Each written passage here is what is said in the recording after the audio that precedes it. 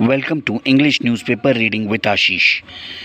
This channel gives you a detailed English newspaper reading description.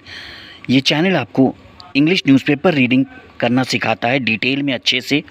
ये channel आपको ये समझाता है कि इंग्लिश न्यूज़पेपर अखबार कैसे पढ़ा जाता है और हर जो भी इम्पॉर्टेंट वोकैबलरी न्यूज़पेपर में यूज़ की जाती है ना, उसकी पूरी डिटेल हिंदी मीनिंग हम अपने वीडियोज़ में बताते हैं.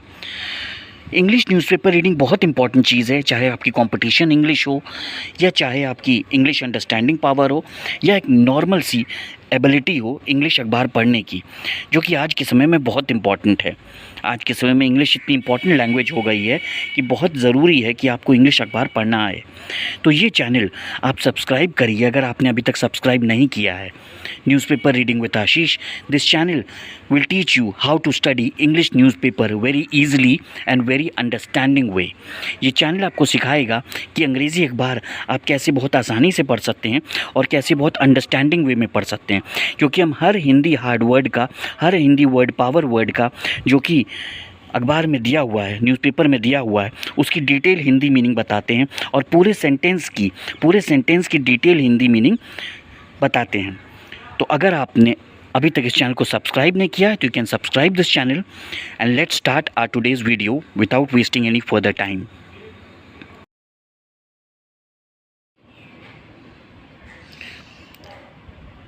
मिथुन Reddy's arrest was based on concrete evidence.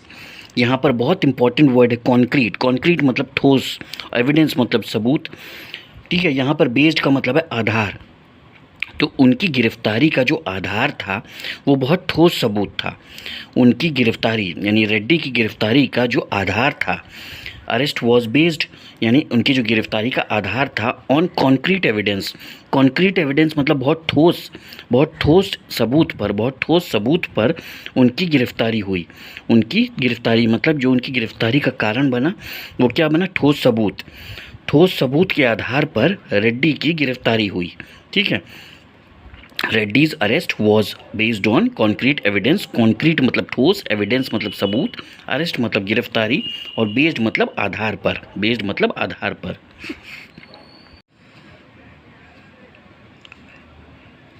Government agrees to 16-hour discussion on operation Sindoor and Pahalgam terror attack amid uproar in Lok Sabha. ठीक है, अब देखिए, गवर्नमेंट अग्रीज यानी गवर्नमेंट ने सहमति दी किस चीज़ की? टू 16-hour डिस्कशन, 16 घंटे की चर्चा की. किस मुद्दे पर? ऑन ऑपरेशन सिंदूर, जो ऑपरेशन सिंदूर हुआ था और पहलगांव टेरर अटैक हुआ था, उस मैटर पर, उस मुद्दे पर 16 घंटे की डिस्कशन की, 16 घंटे की चर्चा की सरकार ने सहमति दी. एमिड मतलब के बीच में. ये अप्रोर मतलब क्या होता है? हंगामा. अप्रोर मतलब हंगामा यानी लोकसभा में हंगामे के बीच में सरकार ने सहमति दी 16 घंटे की चर्चा की ऑपरेशन सिंदूर और पहलगांव टेरर अटैक मामले में. ठीक है, चलिए मैं फिर से रिपीट कर रहा हूँ. लोकसभा में अप्रोर यानी हंगामे के बीच, अमिड अप्रोर मतलब हंगामे के बीच, अमिड मतलब के बीच में, अप्रोर मतलब हंगामा. तो हंगामे के बीच में सरकार ने सहमति दी, अग्रीज मतलब सहमति, 16 घंटे की डिस्कशन की, 16 घंटे की चर्चा की. डिस्कशन मतलब चर्चा on operation Sindoor and Pahalgam terror attack और ऑपरेशन सिंदूर के मुद्दे पर सरकार ने सहमति दी 16 घंटे की चर्चा की लोकसभा में हंगामे के बीच. ठीक है,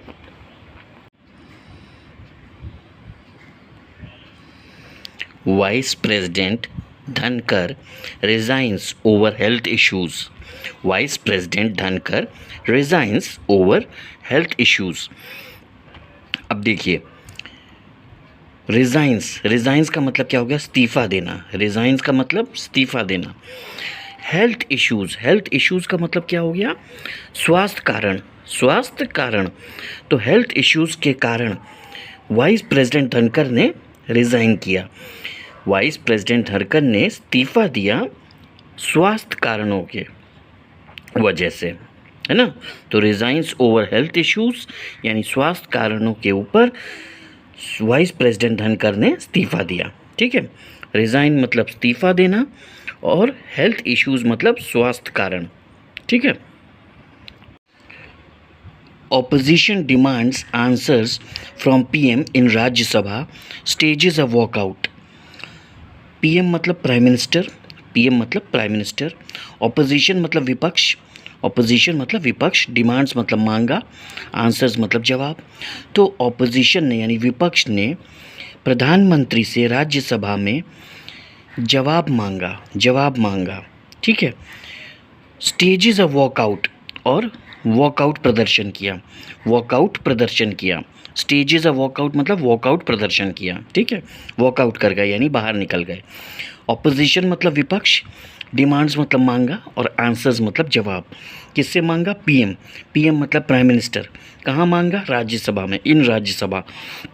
स्टेजेस ऑफ वॉकआउट और उसके बाद विपक्ष जो है वो बाहर निकल गया, विपक्ष ने वॉकआउट किया। ठीक है, ऑपोजिशन मतलब विपक्ष, डिमांड्स मतलब मांगा, आंसर्स मतलब जवाब।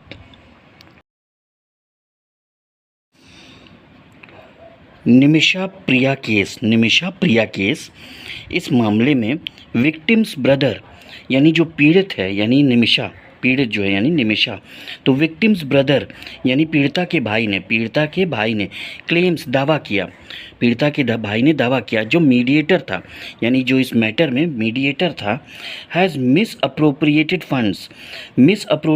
फंड्स मतलब उसने धनराशि का गलत उपयोग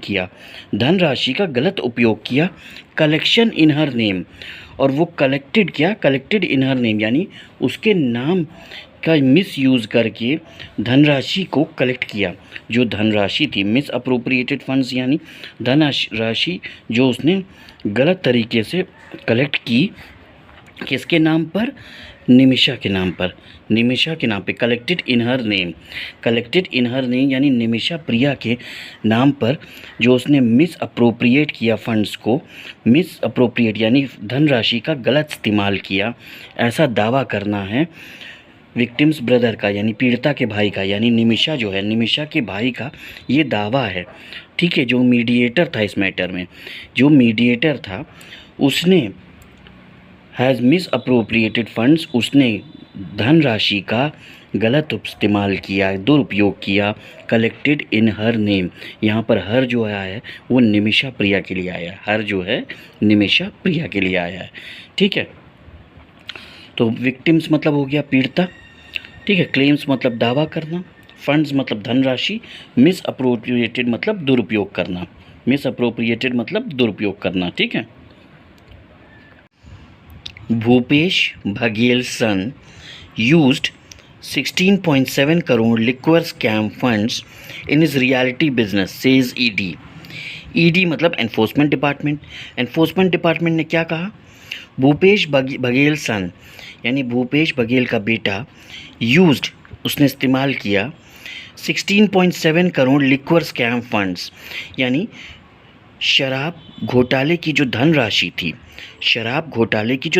थी, लिक्वर मतलब शराब, स्कैम मतलब घोटाला और फंड्स मतलब धनराशि। तो शराब घोटाले की जो धनराशि थी जो कि कितनी थी? 16.7 करोड़। ठीक है, उसने इस्तेमाल किया इन हिज रियलिटी बिजनेस यानी उसने अपने रियलिटी एस्टेट बिजनेस में इस्तेमाल किया। रियलिटी एस्टेट बिजनेस क्या होता है? वो जो ज़मीन का बिज़नेस करते हैं उनको कहते हैं रियलिटी एस्टेट बिज़नेस। तो उसने अपने रियलिटी बिज़नेस में ये जो धनराशि थी शराब घोटाले की वो उसने इस्तेमाल की। लिक्वर मतलब शराब, घोटाला मतलब ये स्कैम हो गया, स्कैम मतलब घोटाला, और फंड्स मतलब धनराशि। ठीक है। HC acquits all 12 convicted in 2006 train blast case. अब देखिए 2006 के ट्रेन ब्लास्ट केस में जो 12 लोग कन्विक्टेड थे उनको हाई कोर्ट ने बरी किया। अक्विट्स मतलब होता है बरी कर देना, और कन्विक्टेड मतलब होता है दोषी, कन्विक्टेड मतलब होता है जो लोग दोषी ठहराए गए हैं, जो दोषी साबित हो चुके हैं। ठीक है, तो उन 12 लोगों को हाई कोर्ट ने बरी कर दिया, एक्विट्स मतलब बरी कर देना और कन्विक्टेड मतलब जो दोषी ठहराए गए तो उन 12 लोगों को 2006 ट्रेन ब्लास्ट में उन 12 लोगों को हाई कोर्ट ने बरी कर दिया। ठीक है। HC acquits all 12 convicted इन 2006 ट्रेन ब्लास्ट केस। 2006 के ट्रेन ब्लास्ट केस के मामले में हाई कोर्ट ने पूरे ऑल 12 मतलब सारे 12 दोषी ठहराए गए लोगों को बरी कर दिया। कन्विक्टेड मतलब दोषी ठहराया जाना और अक्विट्स मतलब बरी कर देना। ठीक है। CBSE instructs all affiliated schools to install CCTV cameras at crucial points। अब देखिए CBSE इंस्ट्रक्ट्स, यहाँ पर इंस्ट्रक्ट्स वर्ड्स का एक तरह से मतलब निकल रहा है ऑर्डर देना। यहाँ पर इंस्ट्रक्ट्स वर्ड का एक तरह से ऑर्डर देना का मतलब निकल रहा है ऑर्डर देना। तो CBSE ने ऑर्डर दिया ऑल अफिलिएटेड स्कूल्स मतलब जितने भी स्कूल्स CBSE से अफिलिएटेड हैं, CBSE से मान्यता प्राप्त हैं, जितने भी स्कूल्स CBSE से मान्यता प्राप्त हैं उनको CBSE ने ऑर्डर दिया टू इंस्टॉल CCTV कैमरास कि उन्हें अपने स्कूल के क्रूशल पॉइंट्स देखिए यहाँ दिया है। क्रूशल पॉइंट्स मतलब क्या हो, जो इम्पॉर्टेंट जगह हैं स्कूल कैंपस की, वहाँ पर CCTV कैमरास लगाना चाहिए, वहाँ पर CCTV कैमरास लगाना पड़ेगा। ठीक है। CBSE instructs all affiliated schools to install CCTV cameras at crucial points। Crucial points मतलब जो इम्पोर्टेंट जगह हैं, स्कूल कैंपस की जो इम्पोर्टेंट जगह हैं वहाँ पर CCTV कैमरास लगाना पड़ेगा। ठीक है। किसने कहा? CBSE ने इंस्ट्रक्ट किया सारे अफिलिएटेड स्कूल्स को, जितने भी स्कूल्स CBSE से मान्यता प्राप्त हैं। इंस्टॉल मतलब होता है लगाना, क्रूशल पॉइंट्स मतलब होता है इंपॉर्टेंट जगह, क्रूशल पॉइंट्स मतलब होता है जितनी भी इंपॉर्टेंट जगह हैं स्कूल कैंपस की। ठीक है। EC shares list of voters who didn't submit forms or not found with Bihar parties. EC मतलब क्या हो गया? Election commission. ठीक है। इलेक्शन कमीशन ने शेयर्स मतलब साझा की, लिस्ट ऑफ वोटर्स यानी उन मतदाताओं की सूची हु डिडंट सबमिट फॉर्म्स, जिन्होंने फॉर्म सबमिट नहीं किए या उनके फॉर्म पाए नहीं गए, जिन्होंने या तो फॉर्म सबमिट नहीं किया या तो उनके फॉर्म पाए नहीं गए, ऐसे मतदाताओं की सूची इलेक्शन कमीशन ने बिहार की राजनीतिक पार्टियों के साथ विद बिहार पार्टीज़ यानी बिहार की राजनीतिक पार्टियों के साथ इलेक्शन कमीशन ने ऐसे मतदाताओं की सूची साझा की जिन्होंने या तो फॉर्म भर के नहीं दिए या उनके फॉर्म पाए नहीं गए। Didn't submit forms or not found. ठीक है। List of voters who didn't submit forms or not found यानी उन मतदाताओं की सूची जिन्होंने अपने फॉर्म जमा नहीं किए या उनके फॉर्म पाए नहीं गए, ऐसे लोगों की सूची, ऐसे मतदाताओं की सूची इलेक्शन कमीशन ने बिहार की राजनीतिक पार्टियों के साथ साझा की। EC shares list of voters who didn't submit forms or not found with Bihar parties. ठीक है। SC cautions ED, SC cautions ED, SC मतलब सुप्रीम कोर्ट, कॉशंस मतलब चेताया, ED मतलब एनफोर्समेंट डिपार्टमेंट। तो सुप्रीम कोर्ट ने एनफोर्समेंट डिपार्टमेंट को चेताया against being used to fight political battles. उस सुप्रीम कोर्ट ने एनफोर्समेंट डिपार्टमेंट को चेताया कि वो इस बात का ध्यान रखे कि उसका इस्तेमाल बीइंग यूज्ड कि उसका इस्तेमाल राजनीतिक लड़ाइयों के लिए ना हो, ठीक है। SC cautions ED against being used मतलब उपयोग होना, टू फाइट पॉलिटिकल बैटल्स यानी राजनीतिक लड़ाइयों में उसका उपयोग ना हो जाए, इस बात के लिए सुप्रीम कोर्ट ने ED को चेताया। ठीक है। कॉशंस मतलब चेताना, बीइंग यूज्ड मतलब उपयोग होना और पॉलिटिकल बैटल्स मतलब राजनीतिक लड़ाइयाँ। ठीक। ED crossing all limits says SC on issue of summons to lawyers. अब देखिए, issue of summons to lawyers, summons मतलब क्या होता है? कानूनी नोटिस, समन मतलब कानूनी नोटिस। तो वकीलों को कानूनी नोटिस देने के मामले पर, इशू मतलब यहाँ पर मामला है, इशू मतलब मामला। तो वकीलों को कानूनी नोटिस देने के मामले पर सुप्रीम कोर्ट ने कहा कि ईडी क्रॉसिंग ऑल लिमिट्स यानी एनफोर्समेंट डिपार्टमेंट सभी सीमाएं पार कर रहा है। ये सुप्रीम कोर्ट ने कहा वकीलों को कानूनी नोटिस भेजने के मामले में सुप्रीम कोर्ट ने कहा कि ईडी जो है, एनफोर्समेंट डिपार्टमेंट जो है, वो सभी सीमाएं पार कर रहा है। क्रॉसिंग ऑल लिमिट्स मतलब सभी सीमाएं पार करना। ठीक है। इशू मतलब मामला, और समन्स मतलब कानूनी notice.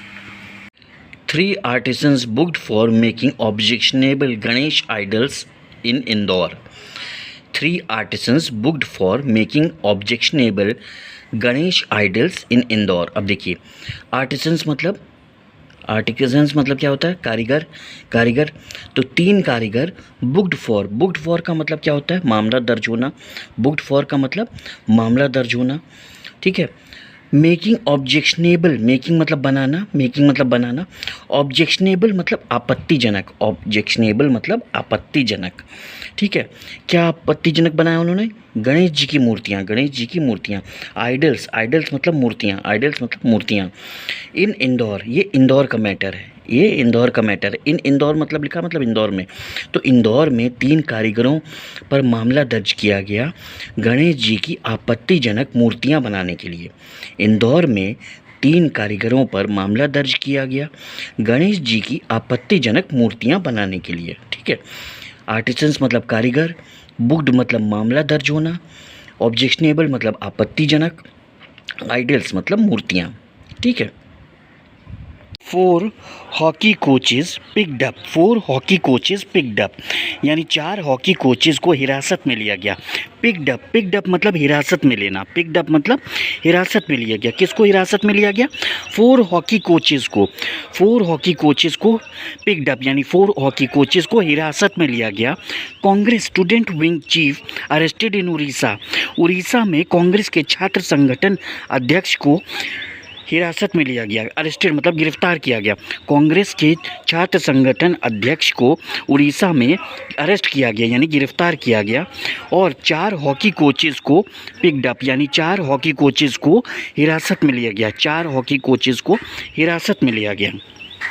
The state continued to be roiled by fresh cases of sexual assault and rape against the backdrop of Balasar incident.